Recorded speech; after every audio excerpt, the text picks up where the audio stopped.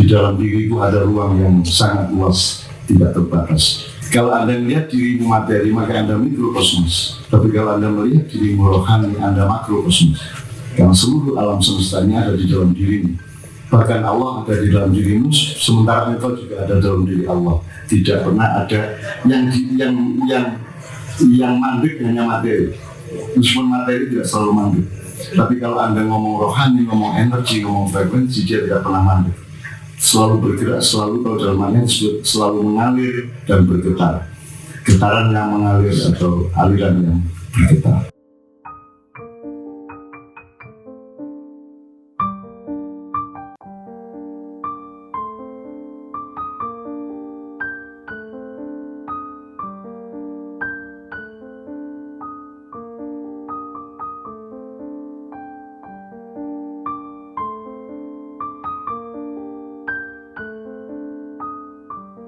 Assalamualaikum warahmatullahi wabarakatuh. Malam ini sebenarnya saya ingin dengan ilmu ruang, Anda kan? Jadi gini, sudah ngerti ya ilmu ruang yang kemarin dia ngomongkan di Mayanya? Saya minta 3 menit aja.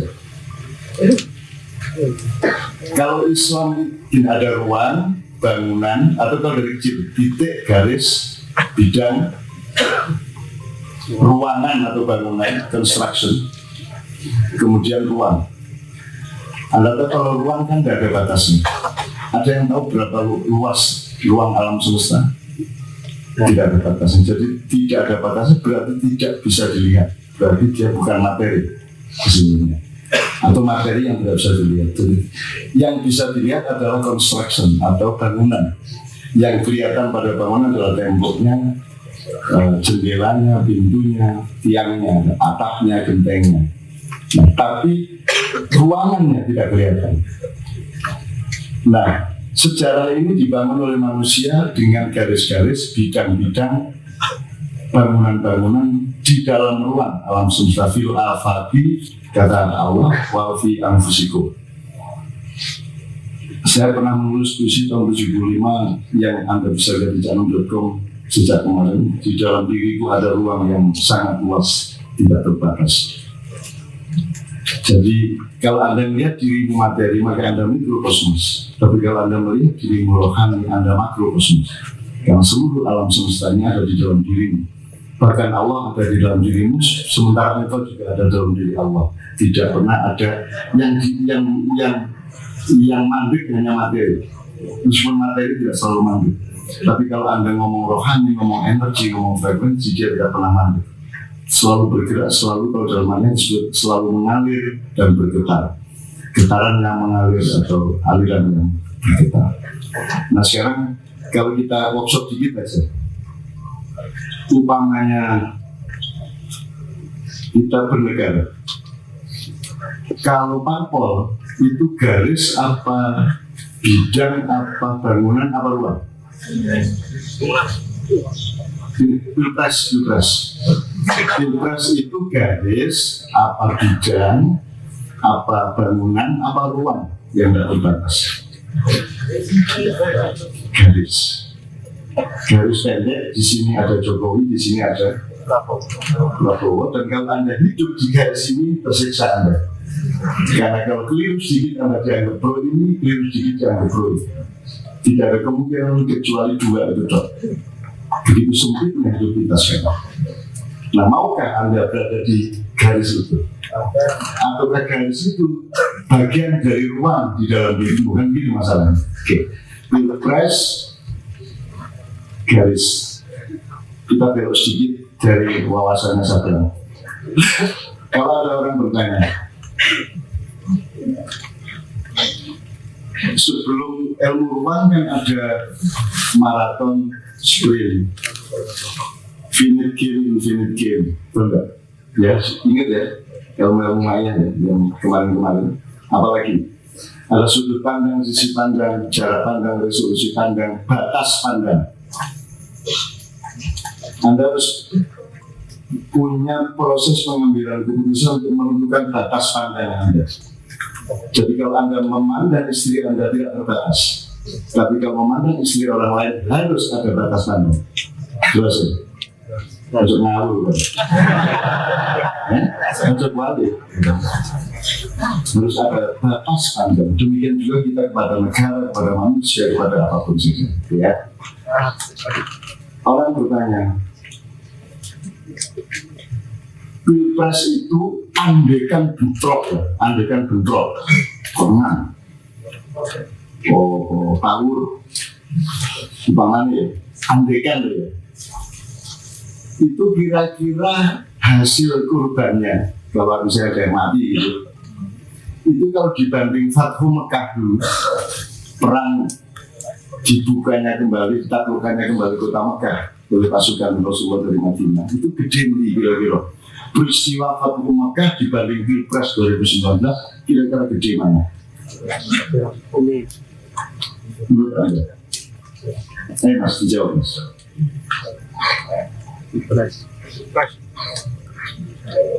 Fathu Mekah itu perang bener Mas. Terus gitu.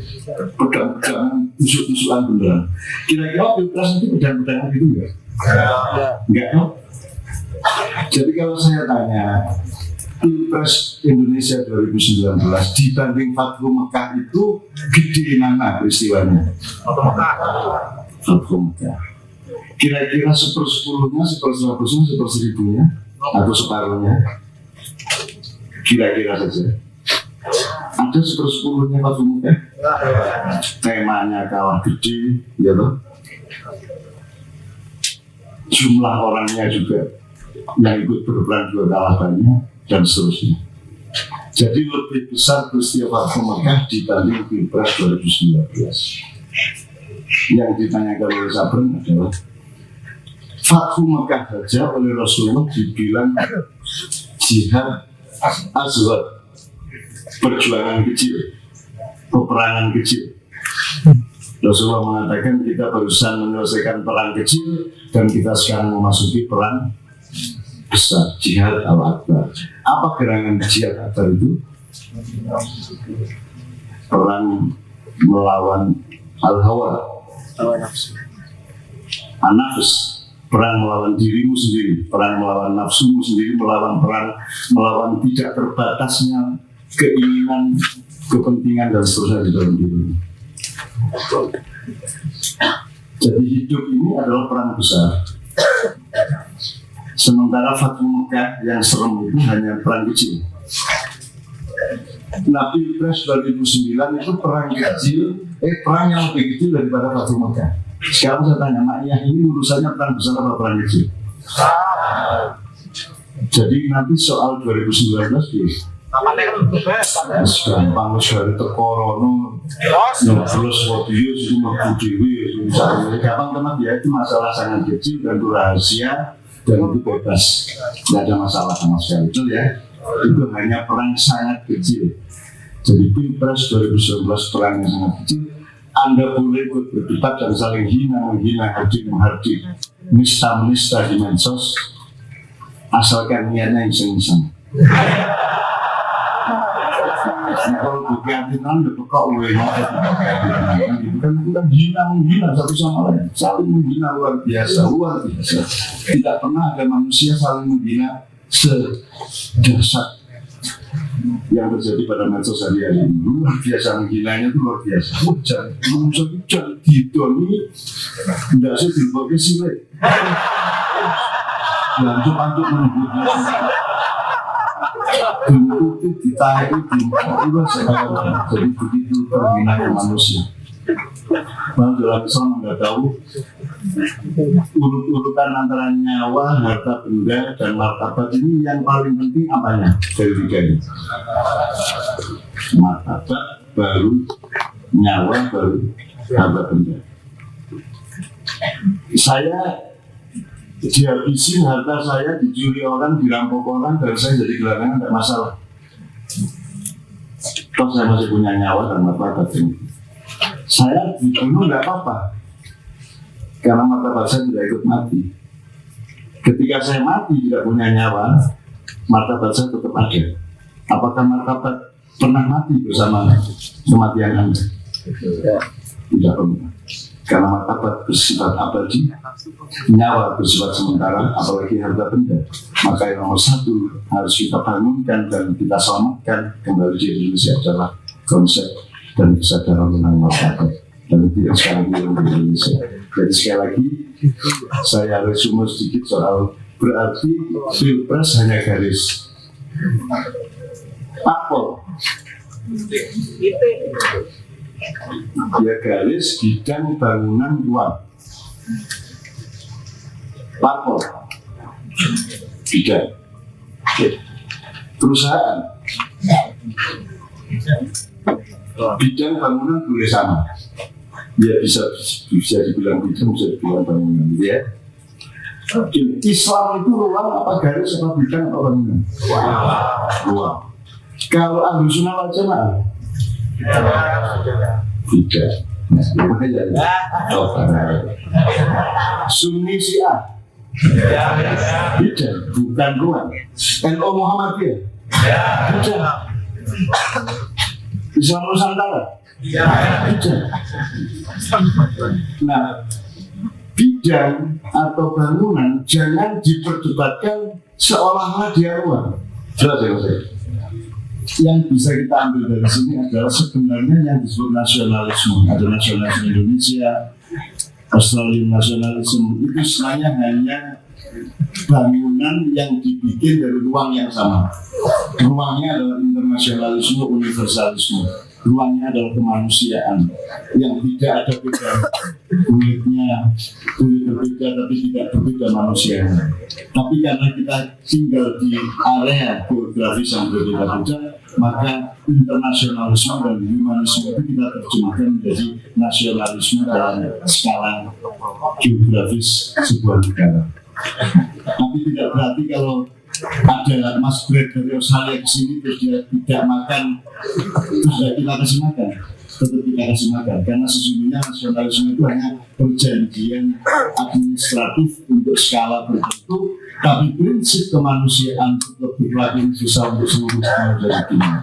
Nah, teman-teman sekalian, dunia ini terlalu sibuk dengan nasionalisme masing-masing, terlalu sibuk dengan bangunan-bangunan di dalam ruang. Nah, teman-teman sekalian di Maya itu belajar untuk menjadi pertama menjadi manusia ruang. Tetapi Anda tidak boleh kehilangan bangunan. Anda tetap harus punya bangunan, Anda harus tetap punya bidang, Anda harus tetap punya garis, Anda harus punya pekerjaan yang jelas, keluarga yang jelas. Dan dalam urusan laki-laki perempuan jangan menjadi ruang, terus hinggap di mana-mana. Orang itu semua lewat pesantrennya Muzami beristighosah padahal dosa-dosa ya. Jadi sekalian kita kembali ke peradaban yang milenial. Sebenarnya menurut saya adalah kesadaran kemanusiaan dan peradaban pada skala yang panjang, pada skala waktu yang milenial, yang 1.000 tahun, sehingga kita tidak terlalu lagi terpatok-patok kepada nasionalisme yang egoistik antara Indonesia, Malaysia, Australia, Singapura dan seterusnya. Kalau masing-masing bangsa bisa membangun kembali ruang alam semesta di dalam dirinya, maka kita akan menyongsong peradaban yang betul-betul akan berbeda. Dan insya Allah Anda adalah orang-orang yang memang dipersiapkan untuk menjadi pembaharu peradaban dunia. Dalam artian sebenarnya, saya tidak main. Mas Brad, we have 62 forum like this in 62 places. Ya, ada 62 tempat di mana kita kumpul setiap bulan. Jadi ini masing-masing dari ini jadi Purwokerto punya namanya Juburan Syafaat setiap bulan. Terus ada Mas Samsul itu dari Lampung, Ampungan juga setiap bulan seperti ini.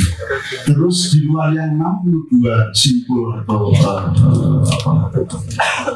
cluster itu saya dan KKN sudah keliling kemana-mana. Besok malam kita di Temanggung, di luar hutan Letas, kita ke Temanggung, daerah yang dingin, kita akan ketemu dengan 20.000 orang yang seperti ini juga.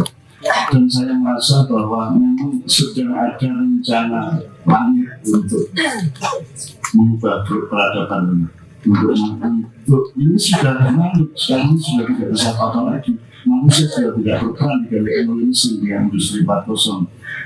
Kita merasa maju dengan industri itu, tetapi sebenarnya manusianya sebenarnya nonaktifkan semakin lama. Jadi kemanusiaan kita menjadi tidak lengkap, keutuhan manusia kita juga menjadi tidak tercapai, sehingga akhirnya kita digantikan oleh robot, dan akhirnya kita hanya bisa hidup kalau kita sendiri menjadi robot. Dan Anda kesini karena Anda adalah orang-orang yang ditunjuk Tuhan untuk tidak menjadi robot, tapi membangun kembali